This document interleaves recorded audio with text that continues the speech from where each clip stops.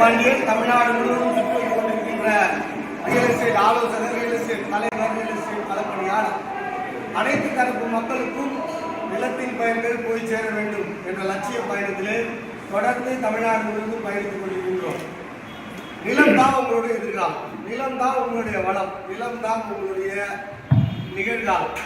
ஏன் அப்படின்னா சொத்துக்களை அசையும் சொத்துக்கள், அசையும் சொத்துக்கள், அசையாத சொத்துக்கள் என்று ரெண்டா நம்ம பிரிக்கிறோம். அசையும் சொத்துக்கள் என்றால் தங்கம், வெள்ளி, நகை, பாத்திரம், எல்லா சேவை எல்லாமே வந்து அசையும் சொத்துக்கள். இதுல என்ன சிக்கல்னா அசையும் சொத்துக்கள் களவாடப்படுகிறது.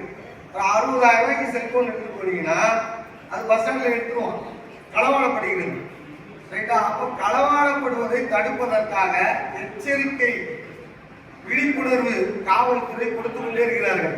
ஒரு கூட்டம் நிறைந்த திருவிழாக்களிலே கவனமாக இருங்கள், மதுரை பஸ் ஸ்டாண்டுக்கு போனீங்கன்னா பிக் பாக்கெட் ஜாக்கிரதை, கவனமா இருங்க, இவங்கெல்லாம் கேடி வீசிட்டு இருக்கிறாங்க, கவனமா இருங்க. 10 மணிக்கு மேல யாரும் சம்சாரி நடமாட மாட்டாங்க, வீட்டுக்கு போய் படுத்துவான். 10 மணிக்கு மேல நடமாடுவான் வந்து ஏதோ சமூகத்துக்கு ஏதோ குழப்பமான ஆள் தான் அப்படின்னு செக் பண்றதுக்காக வெரிஃபை பண்றாங்க, செக் பண்றாங்க, ரவுண்ட்ஸ் போறாங்க. இதெல்லாம் ரவுண்ட்ஸ் போறதுல இருக்கு. அசையும் சொத்துக்களை களவாடப்படாமல் தடுப்பதற்கு.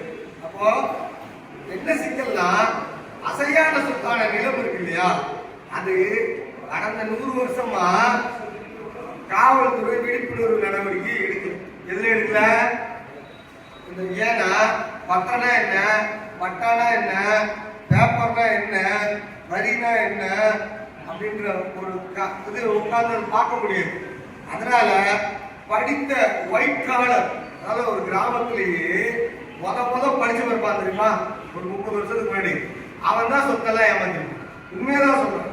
படிக்காதவங்கிட்ட இருந்து அந்த கிராமத்துல யார் முதல்ல ஒருத்தன் படிச்சானோ அவன் படிப்பை எதுக்கு பயன்படுத்துறான்னா இந்த பேப்பர் மாத்திர வேலைக்கு தான் பயன்படுத்துறான், இந்த பட்டாவை திருத்துற வேலைக்கு தான் பயன்படுத்துறான். அடுத்து இன்னொரு கணக்கு இருக்குது.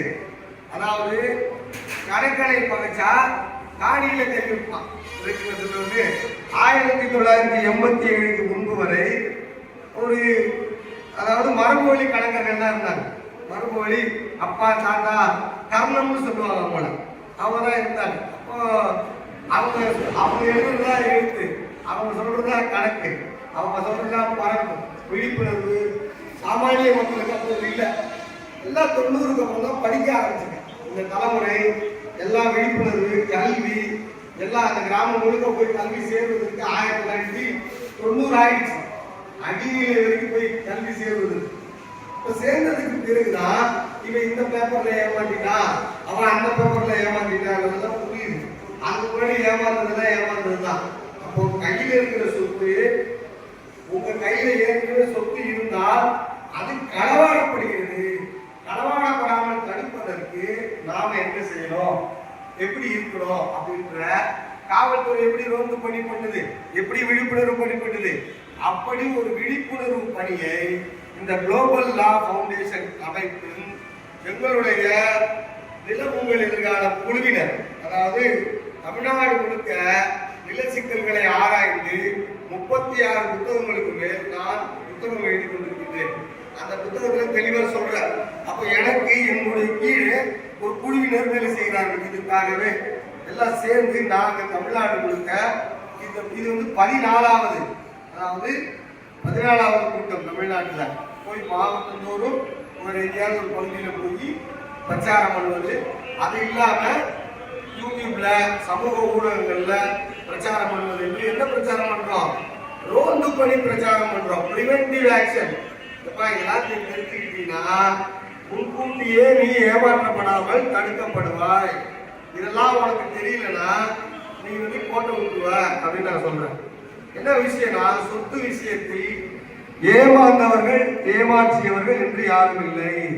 சொத்து விஷயத்தில் ஏமாந்தவர்கள் ஏமாற்றியவர்கள் என்று யாரும் இல்லை. விவரம் தெரிந்தவர்கள் விவரம் தெரியாதவர்கள் என்று 2 தரப்பினர் தான் இருக்கிறார்கள். இதுதான் என்னோட பார்வை. விவரம் தெரிந்தவர்கள் விவரம் தெரியாதவனை குனிய விட்டுறான், ஏமாத்திடுறான். அந்த ஏமாத்துறவங்க யாரு? சொந்த மாமாவா இருக்கும், சொந்த மாமாவா இருக்கும், இறந்துருவாரு, கணவர் இறந்துருவாரு, மனைவி மட்டும் இருப்பாங்க. அந்த அவனுக்கு ஒரே ஒரு பையன் இருப்பான். இப்ப இந்த நேரத்துல என்னோட அக்காவோ என்னோட தங்கச்சியோட குழந்தை நான் பாத்துக்கிறேன்ட்டு அந்த அண்ணங்கார வருவான். அந்த வீட்டுக்குள்ள சொத்துக்களை எல்லாம் பார்ப்பான். ஒரு சொத்து கொடுப்பான், இன்னொரு சொத்து ஏமாத்துவான். சில எல்லாம் பெரிய சொத்து மொத்தமாவே ஏமாத்திடுவான். ஏன்? அந்த தங்கை தன்னுடைய கணவர் போனதுக்கு பிறகு தன்னுடைய அண்ணனை நம்பினாரு. தன்னுடைய அண்ணன் பார்த்துக்குவாரு, அவர் தான் ஒரு ஆம்பளை அந்த வீட்டுல வந்து எல்லா வேலையும் செய்யறாரு அப்படின்ட்டு பண்ணிடுவாங்க. அப்ப அவரு என்னெல்லாம் கணக்குல மாத்தினாரு, அவர் என்னெல்லாம் வேலை பண்ணாரு அப்படின்னு தெரியாது. கூட இருந்து, அதாவது பக்கத்துல இருந்து தான் கெடுப்பாங்க. அதாவது என்ன சொல்லுவாங்க, கூட இருந்தே கெடுப்பாங்க. இது போல அண்ணனா, சொந்த அண்ணனா இருக்கலாம், தங்கச்சியோட பங்க ஏமாத்தி எடுத்துருவாங்க. சொந்த கூட பிறந்த அண்ணனா இருக்கலாம் சார். அடுத்து மகன் அப்பா கிட்ட செட்டில்மெண்ட் வாங்கிட்டு அப்புறம் வீட்டு விட்டு வெளியே வச்சுடுவாங்க. மகன் எப்பா நீ போப்பா அப்படின்னு அனுப்பிடுவாங்க. அப்போ இந்த சாமானிய மக்கள் என்ன பண்றாங்கன்னா உணர்ச்சிகளுக்கு அடிமையாக இருக்கிறார்கள். எதுக்கு அடிமையா இருக்காங்க?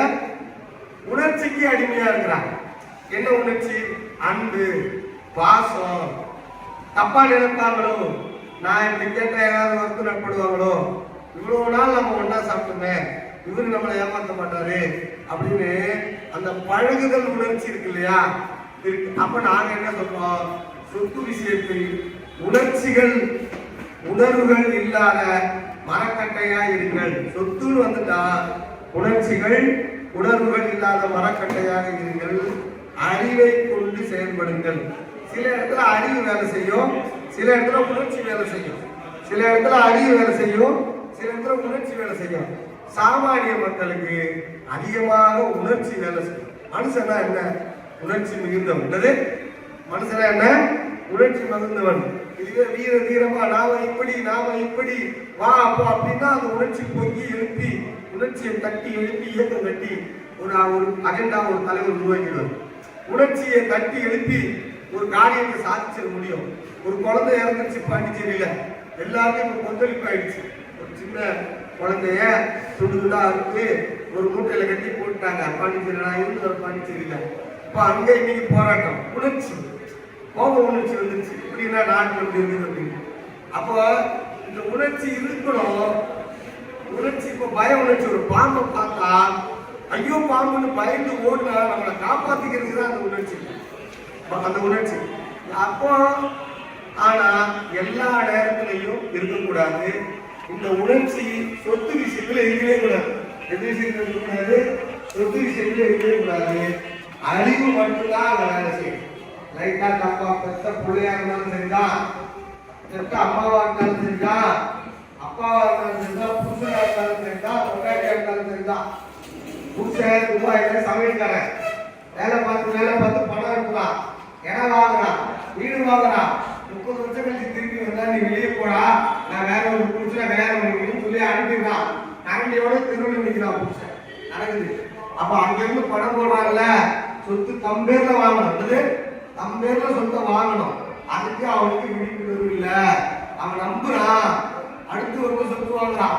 அந்த ஊர் தலைவர் அவர் நல்லவரு, அவருடைய இடத்த நான் வாங்குறேன், அவர் அக்கௌண்ட்ல நான் டைரக்டா பணத்தை போடுறேன் அப்படி டைரக்டா பணத்தை போடுறான். வந்து இறங்க கொடுக்க மாட்டேன்றான், பத்திரம் போட மாட்டேன்றான். அந்த முறை தெரியல. அப்ப எதுக்கு ஸ்டாம்ப் காய்க்கும், அப்ப எதுக்கு சட்டம், அப்ப எதுக்கு பேப்பரு, ரைட்டுங்களா? அது ஒருத்தரை நம்பி இருக்கிற காலம் நல்லபடியாக இருந்தாலும் சரி, நம்ம நம்பி இருந்தாலும் சட்டப்படி ஒரு பிடி இல்லாம இருக்கக்கூடாது. பல பேர் 5 கோடி ரூபா இருக்கும் அந்த சொத்து, இல்ல 50 லட்சம் ரூபாய் இருக்கும் அந்த சொத்து. அண்ணே உனக்கு அவசரம், உனக்கு தன் பெண்ணோட கல்யாணம், அவளுக்கு ஒரு 20 லட்சம் ரூபா தேவைப்படுது. சரி ரைட்டு, நான் இப்போ 20 லட்சம் ரூபா கொடுத்துட்றேன், ஆனா மொத்தத்தை எனக்கு எழுதி கொடுத்துரு, நான் செக்கு கொடுத்துட்றேன், மீதி 30 லட்சத்தை 3 மாதம் கழிச்சு கொடுக்குறேன், இல்ல பத்திரம் போட்டதுக்கு பிறகு கொடுத்துட்றேன். இப்படி நடக்குது. கஷ்டம் தாக்கல யாருக்கு? இப்ப கிடைக்கிற 20 லட்சம் ரூபாவே போதும் அப்படின்னு நம்புறாங்க. அப்ப என்ன நினைக்கிறாங்க? 20 லட்சம் ரூபா போதும்ட்டு வாங்கிட்டு மீதி 30 லட்சம் ரூபாய் செக் வாங்கிட்டு போறாங்க, கிரையம் போட்டுறாங்க. ஆனா என்ன செய்யணும்? கிரையம் போடக்கூடாது. 20 லட்சம் அடமானம் போட்டுறேன், அடமானத்துடன் கிரையம் போட்டுறேன், மீதி காசு கிரையத்தை கொடுத்த உடனே பத்திரம் போட்டுக்கலாம்னு சொன்னோம். அப்படி இல்லையா? அது கூட இல்லையா? பத்திரத்தை நாம வாங்கி வச்சுக்கணும். என்னது பத்திரத்தை? அந்த ஸ்டாம்பு பேப்பர் வாங்குறது முதற்கொண்டு நம்ம தான் வாங்கணும். பேப்பரை நாம வாங்கி வச்சுக்கணும். மீதி 30 லட்சம் கொடுத்தாதான் பத்திரத்தை தருவேன் அப்படின்னாலும் சொல்லணும். இப்படி எல்லாம் சொன்னாதான் சட்டத்துல வந்து நிற்கும். ஒரு கிரையை எப்ப முடியுதுன்னா, ஒருத்தங்க காசு கொடுக்குறாங்க, ஒரு வாழைப்பழம் வாங்குறீங்க, 10 ரூபா கொடுக்குறீங்க, 10 ரூபா நீங்க கொடுத்துட்டு அந்த வாழைப்பழத்தை வாங்கி எடுத்துட்டு போயிட்டா மட்டும்தான் அந்த சேல் முடியுது, அந்த கிரையை முடியுது. அதே போல நீங்க பணத்தை வாங்கிட்டு பத்திரத்தையும் இடத்தையும் ஒப்படைச்சா மட்டும்தான் அந்த கிரையை முடியுது. புரியுதுங்களா? 30 லட்சம் ரூபா வாங்கணும், அப்பதான் நான் பத்திரத்தை ஒப்படைப்பேன். பத்திரம் சொல்லி நான் என் கைவசம் இருக்குன்னு நம்ம எழுதி வாங்கிக்கணும். அப்ப இன்னும் அந்த கரையை முடியல. நாளைக்கு கோர்ட்டுக்கு போனா, சார் இது 30 லட்சம் தரல சார், இந்த கரையை செல்லாதுன்னு சொல்லுங்க, இன்னும் கரையும் கம்ப்ளீட் ஆகல அப்படின்னு அந்த முன்ஜாக்கிரதை ஏற்பாடுகள் இருக்குல்ல, அதை பண்றது கிடையாது. அப்படியே கஷ்டத்துல அப்படியே போய் மொத்தத்தையே எழுந்துறது, மொத்தத்தையே விட்டுறது. இப்படி சமூகத்துல நிறைய, அதாவது கவனக்குறைவால், பயத்தால், ஆதங்கத்தால், பிரச்சனையால் என்ன நடக்குதுன்னா